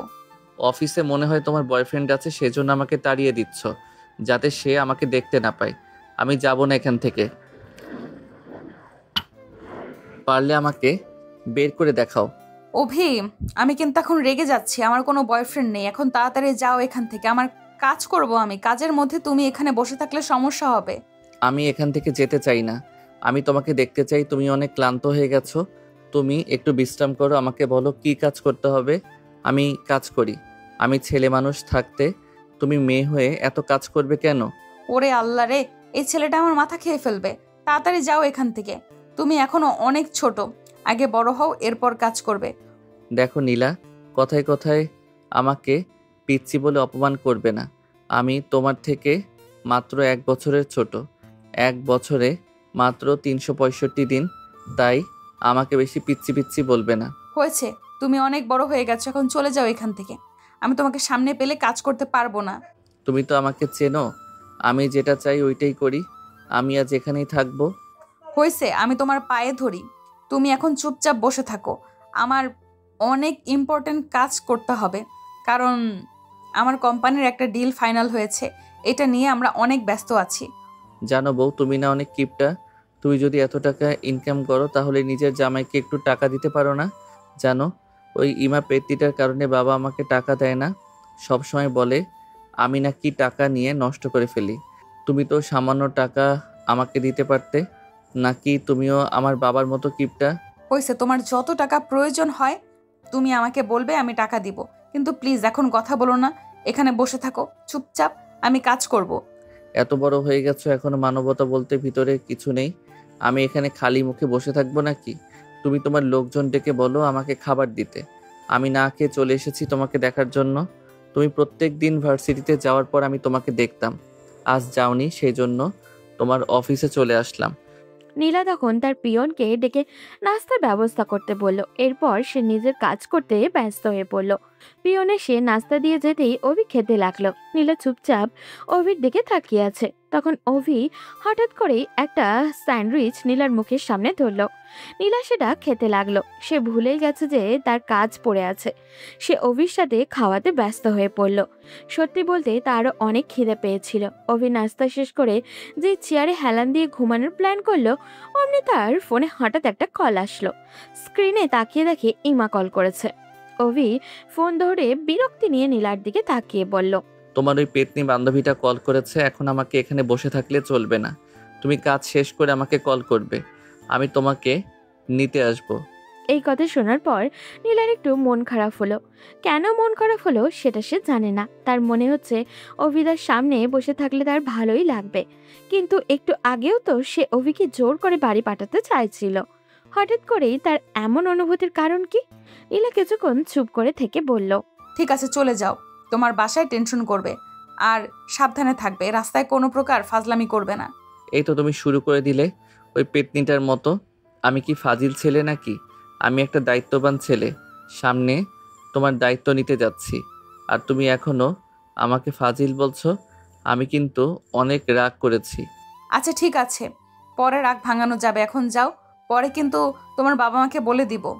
এই কথা বলা মাত্রই অভি সেখান থেকে দৌড়ে বেরিয়ে আসলো। এরপর সোজা তার বাসার উদ্দেশ্যে রওনা দিল। ওদিকে নীলা অজান্তেই মুচকি হাসছে। আজকাল এই ছেলেটার ব্যবহার তাকে পাগল করে দিচ্ছে। সে একটা দীর্ঘ নিঃশ্বাস ফেলে বলল, আমি জানি না অভি, আমি তোমার প্রতি কিভাবে এত আকৃষ্ট হলাম, কিন্তু আমি আজ বুঝতে পারলাম তোমাকে না পেলে আমি মরে যাব। আমি জানি না আমার জীবনে তুমি আসবে কিনা, তবে যদি কোনো দিন সুযোগ পাই অবশ্যই তোমাকে নিজের করে নেওয়ার চেষ্টা করব। আমি আমার পিচ্চি বরটাকে খুব তাড়াতাড়ি আমার কাছে নিয়ে আসবো। ওদিকে অভি অফিস থেকে বেরিয়ে বাসার উদ্দেশ্যে রওনা দেয়। অফিস থেকে বাসার দূরত্ব প্রায় 20 মিনিটের রাস্তা। সেই জন্য একটা রিক্সায় চড়ে বসে, কিন্তু রিক্সাটা যখন একটা গলির মুখে ঢোকে তখন হঠাৎ করেই একটা গাড়ি তাদের রিক্সাটাকে আটকে ধরে। অভি কি হয়েছে দেখার জন্য রিক্সা থেকে নামে। রিক্সা থেকে নামতেই দেখে সেই ছেলে দুইটা যারা সেদিন নীলাকে মারার জন্য এসেছিল। অভি তখন তাদের দেখে রেগে বলে, এই ছেলে, তুই আবার এসেছিস? সেদিন নীলার কারণে তোকে মারতে পারিনি, আজকে তোকে ছাড়বো না, তোকে এখানেই শেষ করে দিব। আমাকে মারবি তাই না? সেদিন সুযোগ পেয়ে আমাকে অনেক অত্যাচার করছিস। আজ তোকে এমন জায়গায় নিয়ে যাব যেখান থেকে আর কোনোদিন ফিরতে পারবি না। অভি তখন ছেলেটাকে মারতে যাবে, হঠাৎ করে পিছন থেকে কেউ একজন তার মুখের উপরে কিছু একটা ধরে। এরপর আর তার কিছু মনে নেই। ছেলেগুলো তাকে কিডন্যাপ করে নিয়ে যায় ইমরানের কাছে। ইমরান নিজের আস্তানায় বসেছিল। হঠাৎ করেই বস্তাবন্দি করে একটা ছেলেকে আনতে দেখে সে তাড়াতাড়ি উঠে যায়। এরপর তারা সেই বস্তা থেকে অভিকে টেনে বের করে। অভিকে বের করে তারা চেয়ারের সাথে বেঁধে রাখে। 2 ঘন্টা পার হয়ে গেছে। নীলা নিজের অফিসে খুব গুরুত্বপূর্ণ কাজ করছিল। তখন হঠাৎ করে ইমা কল করে। দোস্ত, তোর ওখানে কি এখনো ওই বাদরটা বসে আছে? না রে, প্রায় 2 ঘন্টা আগে বেরিয়ে গেল, বলল বাসায় যাবে। এই ছেলেটাকে নিয়ে কি করব? 2 ঘন্টা হয়ে গেছে আমরা তার জন্য বাসায় অপেক্ষা করছি। আমার বিয়ের জন্য শপিংয়ে বের হব, এখনো কোথায় গেল? মনে হয় কোথাও খেলতে চলে গেছে। এই কথা শোনার পর নীলার ভয় হলো, অভি কোথায় গেল সেটা জানার জন্য মনের ভিতরেই আলোড়ন তৈরি হলো। নীলা এমাকে বলল, তোর অভিকে কল করে দেখিসনি? আর বলিস না, ফোন করতে করতে ক্লান্ত আমরা, ফোন ধরছে না। কোথাও হয়তো ফোন রেখে খেলতে চলে গেছে। আচ্ছা ঠিক আছে, তুই ট্রাই করতে থাক, আমি দেখছি কি করা যায়। বলে ইমার ফোনটা রেখে নীলা চিন্তিত হয়ে গেল। অভি কোথায় গেল এখন? নীলা রাফিকে কল করে অভিকে খুঁজতে বলল। রাফি নীলার কথা মতো অভিকে খুঁজতে বের হলো। নীলা আর এক মুহূর্ত দেরি না করে অফিস থেকে বের হয়ে তাড়াতাড়ি অভির বাসায় গেল। ওদিকে অভি আস্তে আস্তে চোখ খুলে দেখলো সামনে থাকা মানুষগুলো অপরিচিত। একটু পর সেই ছেলেটাকে দেখতে পায় যাকে মারার হুমকি দিয়েছিল। তখন পাশ থেকে আরেকটা লোক বলে ওঠে, এই ছেলে, তোর সাথে নীলার কি সম্পর্ক? এই কথা শোনার পর আমি পিছন দিকে তাকালাম। পেছনে তাকাতেই তো আমি অবাক, কারণ মেয়েদের মতো লম্বা চুলওয়ালা একটা ছেলে বসে আছে। আমি তখন তার দিকে তাকিয়ে বললাম, এটা দিয়ে তুই কি করবি? আমাকে এখানে কেন বেঁধে নিয়ে এসেছিস সেটা বল। ভালোই ভালোই বলছি, আমাকে এখান থেকে বের কর, না হলে আমি নীলাকে ফোন করব। সেই কথা শোনার পর ছেলেটা অভির দিকে এগিয়ে এসে অভির গলা চেপে ধরল। অভির নিঃশ্বাস নিতে পারছে না। তখন সে অভির গলা চেপে ধরে বলল, তুই কার সামনে দাঁড়িয়ে কথা বলছিস তুই বুঝতে পারছিস না? আমি ইমরান। আমার সামনে দাঁড়িয়ে এরকম কথা বলার সাহস তোর কিভাবে হলো? তোর ওই নীলাকে মেরে ফেলার জন্যই তোকে এখানে এনেছি। বল, নীলার সাথে তোর কি সম্পর্ক? অভি তখন ছেলেটার দিকে ভালো করে তাকালো। তাহলে এই হচ্ছে ইমরান, যার কারণে নীলা এত কষ্ট পাচ্ছে। অভি তখন তাকে বলল, তাহলে তুই সেই কুলাঙ্গার যার কারণে আমার নীলা এত কষ্ট পেয়েছে। তোকে আমি ছাড়বো না, একবার আমার হাতটা ছেড়ে দে, এরপর দেখবি আমি কি করতে পারি। এই ছেলে, যদি এখান থেকে বেঁচে ফিরতে চাস তাহলে বল তোর সাথে নীলার কি সম্পর্ক, না হলে তোকে আমি এখানে জ্যান্ত পুঁতে ফেলবো। আমি নীলাকে ভালোবাসি এবং সেও আমাকে ভালোবাসে। আমরা দুজনে খুব তাড়াতাড়ি বিয়ে করতে যাচ্ছি। এখন বুঝতে পারছিস, যদি একবার নীলা জানতে পারে তুই আমাকে ধরে নিয়ে এসেছিস তাহলে তোর কি করবে। তাই বাঁচতে চাইলে তাড়াতাড়ি আমাকে এখান থেকে যেতে দে। ওয়েট কর, তাহলে দেখ আমি কি জিনিস। বলে ইমরান তার ফোনটা বের করে নীলার কাছে কল করলো। সে ফোন করতেই নীলা তাড়াতাড়ি করে ফোন রিসিভ করলো। রিসিভ করতেই ওপাশ থেকে একটা ছেলে হাসতে হাসতে বলে, কি ব্যাপার মিস নীলা, কেমন আছেন? কণ্ঠটা শুনতেই নীলার আর বুঝতে বাকি রইল না যে এটা ইমরান। সে যেটা সন্দেহ করেছিল সেটাই বাস্তবে রূপ নিল। নীলা তখন চিৎকার করে বলল, কুত্তার বাচ্চা, তাহলে তুই এই কাজ করছিস? কেন ওকে আটকে রেখেছিস বল? যদি সাহস থাকে তাহলে আমার সাথে সরাসরি লড়াই কর। ও জান, এই চিন্তা করে লাভ নেই, কারণ ছেলেটা বলেছে সে নাকি তোকে ভালোবাসি। আর তুই তো জানিস আমি তোর সবচেয়ে দুর্বল জায়গাগুলোতে আঘাত করতে ভালোবাসি। এখন এই ছেলেটাকে শেষ করে ফেলবো। দেখ, তোর সাথে আমার শত্রুতা, সবকিছু আমাদের দুজনের মধ্যে। এর মধ্যে তুই অভিকে টানবি না। তুই যদি আমাকে মারতে চাস তাহলে আমার সাথে সরাসরি লড়াই কর। আমি তো সেটার জন্যই কল করলাম। তুই যদি ছেলেটাকে বাঁচাতে চাস তাহলে 1 ঘন্টার ভেতরে চলে আসবি আমার আস্তানায়। আমি ঠিকানা পাঠিয়ে দিচ্ছি। পুলিশ নিয়ে এসে কোনো লাভ নেই, কারণ এই ছেলেটাকে মারতে আমার 1 সেকেন্ডও সময় লাগবে না। নীলা কি করবে বুঝে উঠতে পারছে না। ওদিকে ইমরান ফোন রেখে হাসতে লাগলো। নীলা তখন অভির বাবা মায়ের দিকে তাকালো। সবাই কান্না করতে শুরু করেছে। নীলা তখন তাদের দিকে তাকিয়ে বলল, আপনারা কোনো চিন্তা করবেন না। আপনাদের ছেলেকে যদি আমি নিয়ে নাও আসতে পারি তাহলে আমি আর কোনোদিন এই বাড়িতে আসবো না। আমার মৃত লাশ দেখবেন। যদি আমি বেঁচে থাকি তাহলে অবশ্যই অভিও বেঁচে থাকবে। বলে নীলা তাড়াতাড়ি করে সেখান থেকে বেরিয়ে আসলো। এসে রাফি এবং তার যত লোকজন আছে সবাইকে কল করে বলল এক জায়গায় যেতে হবে, কারণ পুলিশকে খবর দিয়ে কোনো লাভ নেই। ওদিকে ইমরান এবং তার লোকজন মিলে অপেক্ষা করতে লাগলো কখন নীলা আসবে। এর মধ্যে তারা সবাই মিলে অভিকে মারতে শুরু করে। ওদিকে নীলা তার লোকজন নিয়ে পৌঁছে যায় ইমরানের দেওয়া ঠিকানায়। সেখানে যাওয়ার পর সে খুব সাবধানতার সাথে রাফিকে বলে, রাফি, এখন আমরা সরাসরি ভেতরে যাব না, কারণ সরাসরি ভেতরে গেলে বিপদ হতে পারে। তারা অভিকে ধরে নিয়ে এসেছে। আমরা যদি এইভাবে তাদের সামনে যাই তাহলে তারা আমাদেরকে ব্ল্যাকমেল করবে। তাই আমাদেরকে এখানে বুদ্ধি ব্যবহার করতে হবে। ম্যাম, আপনি এই বাড়িটার দিকে তাকান। এটার অবস্থা দেখে মনে হচ্ছে অনেক পুরনো বাড়িটা। নিশ্চয়ই এই বাড়ির কোনো না কোনো জায়গা ভাঙ্গা থাকবে। আপনি সরাসরি দরজা দিয়ে ঢুকবেন আর আমরা চারদিকে ছড়িয়ে পড়ব। আপনার সাথে সামনে থেকে লড়াই শুরু করলে আমরা পিছন থেকে আক্রমণ করব। হ্যাঁ রাফি, তুমি ঠিক বলেছ। তুমি লোকজন নিয়ে চলে যাও পেছনের দিকে। ওকে ম্যাডাম, আপনি কোনো চিন্তা করবেন না। আমি আমার লোকজন সব নিয়ে কাজে লেগে পড়ছি। আপনি শুধু সামনের দরজা দিয়ে যান, আপনার যেন কোনো ক্ষতি না হয়। এরপর তারা সবাই যে যার কথা মতো কাজ করতে শুরু করে। নীলা তখন একা ভিতরে ঢুকতেই দেখতে পায় ইমরান এবং তার লোকজন মিলে অভিকে মারছে। এটা দেখার পর নীলা চিৎকার দিয়ে বলে, ইমরান, তুই আর একবার যদি অভির গায়ে হাত তুলিস তাহলে কিন্তু তোকে আমি শেষ করে দিব। এই কথা শোনার পর ইমরান পিছন ফিরে তাকায়। পিছনে তাকিয়ে নীলাকে দেখে হাসতে হাসতে বলে, আজকে আমার শিকার আমার কাছে চলে এসেছে। আজকে আমি একসাথে 2 জনকে মারবো। তোকেও মারবো, সাথে তোর প্রেমিকাকেও। নীলা তখন অভির দিকে তাকালো। তার অভিকে মেরে রক্তাক্ত করে ফেলেছে। নীলা যখন অভির দিকে এগিয়ে যাবে তখন ইমরান তখন অভির কপালে বন্দুক ধরে বলে, আর 1 পা যদি সামনের দিকে এগিয়ে আসিস তাহলে কিন্তু তোর প্রেমিককে শেষ করে ফেলবো। তোর এই প্রেমিককে যদি বাঁচাতে চাস তাহলে আমার কাছে আত্মসমর্পণ কর। দেখ, তোর সাথে আমার লড়াই, সেই জন্য আমি একা এসেছি। আমার লোকজন কাউকে সাথে করে নিয়ে আসিনি। তুই অভিকে ছেড়ে দে। অভিকে ছেড়ে দেওয়ার পর আমার সাথে লড়াই কর। আজ তোর কোনো কথা আমি শুনবো না। তোর এই প্রেমিককে প্রথমে তোর সামনে মারবো, এরপর মারবো তোর বোনকে যেভাবে মেরেছিলাম ঠিক সেভাবেই। তোর সাথে আমার এখনো অনেক বোঝাপড়া বাকি। নীলা শুধু অপেক্ষা করছে তার লোকজন যেন পিছন দিকে ঢুকতে পারে। ওদিকে পিছনে একটা ভাঙা দেওয়াল টপকে রাফি ভিতরে ঢুকে পড়েছে। রাফির ইশারা পেয়ে ইমরানকে কথার মধ্যে ব্যস্ত রাখে। হঠাৎ করে রাফি লোকজন নিয়ে পিছন থেকে আঘাত করে। ইমরান কিছু বুঝে ওঠার আগেই ইমরানের হাতে নীলা গুলি করে।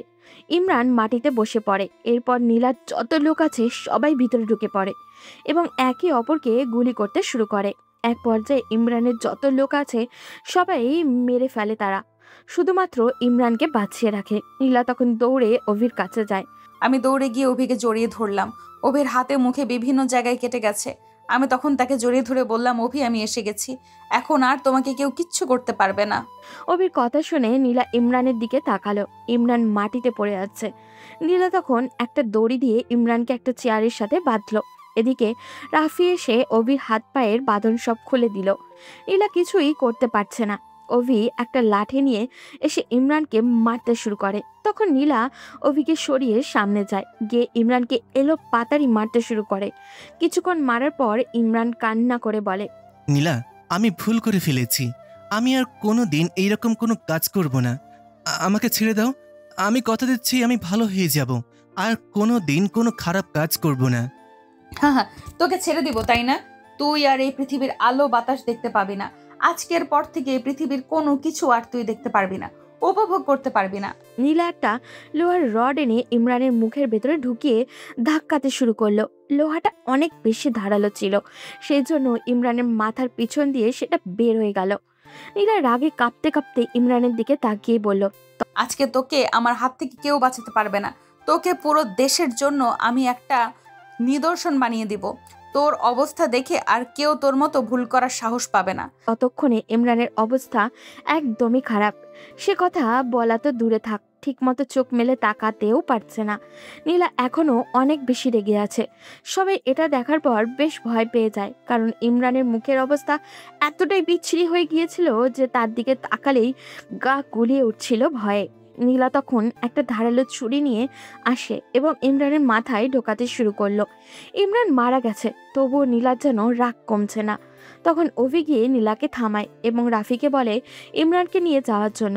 রাফি ইমরানকে সেখান থেকে সরিয়ে নিয়ে যায়। নীলা কিছুক্ষণ নিশ্চুপ হয়ে এক জায়গায় বসে রইল। আজ সে প্রতিশোধ নিতে পেরেছে, তার বোনের মৃত্যুর প্রতিশোধ নিতে পেরেছে ও। অভি নীলাকে তার বাসায় নিয়ে গেল। যাওয়ার পথে একটা ফার্মেসি থেকে তার মাথায় হাতে পায়ে ওষুধ লাগিয়ে নিল। হালকা কয়েকটা জায়গায় ব্যান্ডেজও করে দেওয়া হলো। এই আঘাতগুলো এখন অভির কাছে কিছুই না, কারণ আজ সে তার ভালোবাসার মানুষকে পেয়ে গেছে। অভি নীলাকে শক্ত করে জড়িয়ে ধরে আছে। নীলার মুখে কোনো কথা নেই, হয়তো সে নিজের মনের সাথে যুদ্ধ করছে। বাসায় যাবার পর সবাই তাদের দিকে এগিয়ে আসে। অভির বাবা মা দুজনেই তো প্রায় কান্নাই করে দিয়েছিল। অভি তখন তার আব্বুকে বলল, আব্বু, নীলার এখন একটু বিশ্রামের প্রয়োজন, এরপর আমরা সব কথা বলবো। এখন আপাতত ওকে আমি আমার রুমে নিয়ে যাচ্ছি। অভির বাবা কিছুই বলতে যাবে, তখন হঠাৎ করেই নীলা বলে ওঠে, আঙ্কেল, জানি না আমার কথাটা বলা ঠিক হচ্ছে কিনা, তবে আমি আপনার ছেলেকে ভালোবাসি আর অভিও আমাকে ভালোবাসে। যদি আপনাদের কোনো আপত্তি না থাকে তাহলে আমরা দুজন বিয়ে করতে চাই। এই কথা শোনার পর অভি আকাশ থেকে পড়ল। নীলা এই কথা বলবে সে কোনো দিনও ভাবতে পারেনি। অভির পরিবারের সবাই একে অপরের দিকে তাকান। তখন নীলা আবারও বলে, আপনাদের যদি কোনো আপত্তি থাকে তাহলে আমার কিছু করার নেই, আমি এখান থেকে চলে যাব। তখন অভির মা এগিয়ে এসে নীলার মাথায় হাত বুলাতে বুলাতে বলেন, কি বলছো মা? তোমার মতন এমন একটা লক্ষ্মী মেয়েকে আমি আমার ছেলের বউ করব না, এটা ভাবলে কি করে? আমরা তোমাদের বিয়ের ব্যবস্থা করছি, ইমা আর তোমাদের বিয়ে একসাথে দিব। এই কথা শোনার পর তো আমি আনন্দে লাফাতে শুরু করলাম। নীলা এরকম একটা কাজ করবে এটা আমি ভাবতেও পারিনি। আমি তখন তাকে টেনে আমার রুমে নিয়ে গেলাম। রুমে নিয়ে যাবার পর আমি তার দিকে তাকিয়ে আছি। তখন সে আমাকে বলল, কি ব্যাপার আমার পিচ্চি বর, এভাবে তাকিয়েছো কেন আমার দিকে? নীলা, আমি বিশ্বাস করতে পারছি না তুমি আমাকে এত বড় একটা সারপ্রাইজ দিবে। আমার মাথা কাজ করা বন্ধ করে দিয়েছে। হয়েছে, এত বেশি লাফাতে হবে না, শান্ত হও আর কথা দাও সারা জীবন আমাকে এভাবে ভালোবাসবে, কোনোদিন আমাকে কষ্ট দেবে না। আমার পুরো জীবন গেছে কষ্ট করতে করতে, এখন আমি চাই তোমাকে নিয়ে একটু সুখে থাকতে। তুমি কি আমাকে সেই সুযোগ দিবে না? অভি তখন নীলাকে জড়িয়ে ধরে বলল, নীলা, আমি তোমার কাছে একটা আবদার করতে চাই। তুমি কথাটা আমার এই আবদারটা রাখবে। আমি কথা দিচ্ছি কোনোদিন তোমাকে কষ্ট দিব না। কি আবদার বলো, আমি তোমার সব আবদার আজ পূরণ করব। ইমরানের কাছ থেকে প্রতিশোধ নেওয়া হয়ে গেছে, এখন তুমি এসব বন্ধ করে দাও। আমি এসব অনেক ভয় পাই, আমার জন্য হলেও তুমি এটা বন্ধ করে দাও। নীলা তখন অভির দিকে তাকালো। অভি অসহায় দৃষ্টিতে তার দিকে তাকিয়ে আছে। নীলা এটা দেখে মুচকি হেসে অভির কপালে একটা চুমু দিয়ে বলল, আচ্ছা ঠিক আছে, আমার পিচ্চিটা যখন বলেছে তখন নিশ্চয়ই সব বন্ধ করে দিব। আমি আর কোনোদিন কাউকে মারবো না। আচ্ছা ঠিক আছে, তুমি আমাকে সারা জীবনে এভাবে ভালোবাসবে তো? জানো নীলা, আমি এখনো বিশ্বাস করতে পারছি না আমি তোমাকে পেয়ে গেছি। হয়েছে, এত লাফালাফি করতে হবে না। এখন বাড়ির সবাই অপেক্ষা করছে তোমার জন্য, নিচে যাও। বিয়ের আগে এইভাবে একসাথে থাকলে সবাই খারাপ ভাববে। কে কি ভাবলো সেটাতে আমার মাথা ব্যথা নেই। তুমি আমাকে এতদিন অনেক ঘুরিয়েছো, এখন আর না। এখন থেকে তুমি আমার ঘরে থাকবে। বলো কত মজা হবে। শখ দেখে আর বাঁচি না, যাও এখান থেকে। সেটা তো আমি আজ আর শুনবো না। বলেই অভি নীলার দিকে এগিয়ে যাচ্ছে আর নীলা পিছাচ্ছে। একসময় নীলা দেওয়ালের সাথে আটকে যায়। তখন অভি তাকে এক হাতে জড়িয়ে ধরে নিজের সাথে মিশিয়ে নেয়। নীলার শ্বাস প্রশ্বাস উচ্চ গতিতে ওঠানামা শুরু করে। অভি নীলার কানের কাছে মুখ এনে ফিসফিসিয়ে বলে, আমাকে একটা মিষ্টি দাও তো। মিষ্টি আমি এখানে কোথায় পাবো? নিচে যাও, ফ্রিজে আছে, ওখান থেকে খেয়ে নিও। আমার কাছে মিষ্টি আসবে কোথা থেকে? আরে বোকা, আমি কি সেই মিষ্টির কথা বলেছি? তুমি এত বড় হয়ে গেছো, এখন এসব জানো না? আমি তো তোমার মিষ্টির কথা বলেছি। শয়তানি করার জায়গা পাও না তাই না? তাড়াতাড়ি যাও, এখানে কোনো শয়তানি চলবে না। এখনো আমাদের বিয়ে হয়নি, এগুলো ঠিক না। বিয়ে হলে এমনিতেই দিব। বিয়ে হলে তো এমনিতেই দিবে, সেটা আমি জানি। আর তখন না দিলে আমি জোর করে নিয়ে নিব। কিন্তু এতদিন যে তোমার পিছনে ঘুরলাম, এত কষ্ট করলাম, সেটার জন্য কি একটু ম্যানেজ করে দিতে পারো না? না, কোনো ম্যানেজ হবে না। আমি যে তোমার মতো একটা পিচ্চিকে বিয়ে করেছি, এটাই তো অনেক। দূর, তোমাকে আর বিয়েই করব না। তুমি আমার কোনো কথা শোনো না, এজন্যই সিনিয়র মেয়েদের বিয়ে করতে নেই। যদি জুনিয়র কাউকে বিয়ে করতাম, তাহলে এতক্ষণে আমাকে জড়িয়ে ধরে কয়েকটা কিস দিয়ে দিত। এই কথা বলা মাত্র নীলা অভিকে টান দিয়ে বিছানায় ফেলে দেয়। এরপর অভির উপরে উঠে গেল। অভি কি করবে বুঝে উঠতে পারছিল না। নীলা নেশাভরা চোখে তাকিয়ে আছে অভির দিকে, তার ঠোঁটজোড়া কাঁপছে। অভির এবার ভয় হতে শুরু করলো এই মেয়েকে। নীলা অভিকে জড়িয়ে ধরে তার 4 ঠোঁট এক করে দিল।